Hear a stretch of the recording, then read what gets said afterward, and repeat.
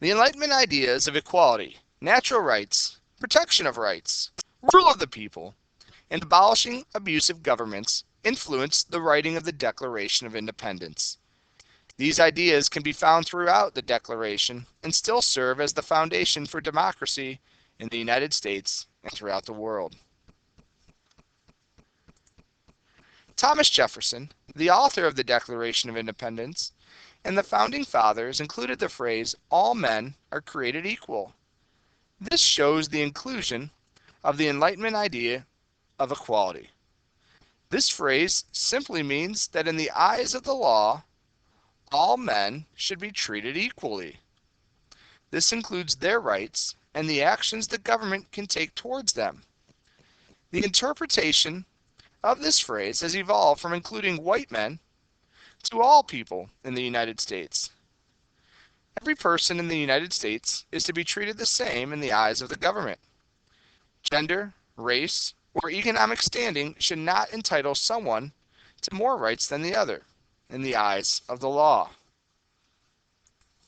The phrase, "all men are created equal," that they are endowed by their Creator with certain inalienable rights, shows the inclusion of the Enlightenment idea of natural rights.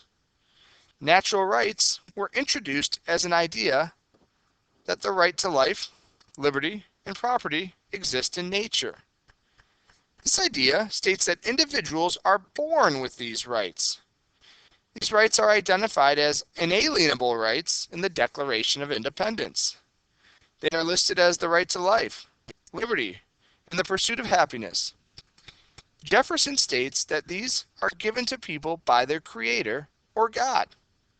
This means that only God can take these away, not the government.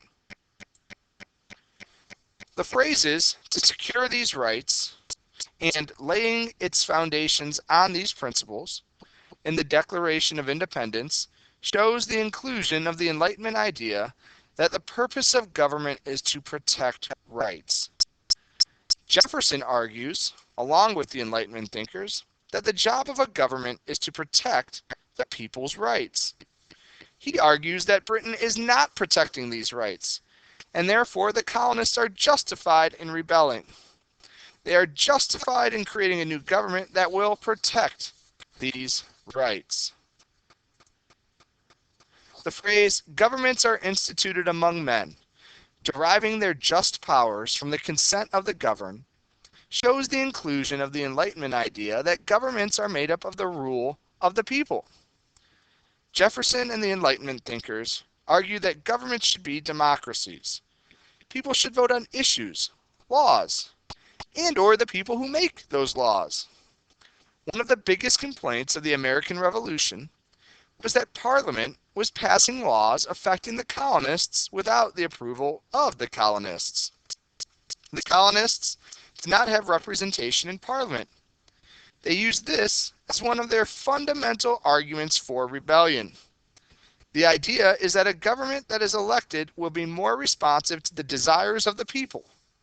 They will protect the rights of the people. The phrase that whenever any form of government becomes destructive of these ends, it is the right of the people to alter or to abolish it and to institute a new government shows the inclusion of the Enlightenment idea that governments that don't protect rights and are abusive should be abolished, removed, or changed so they do.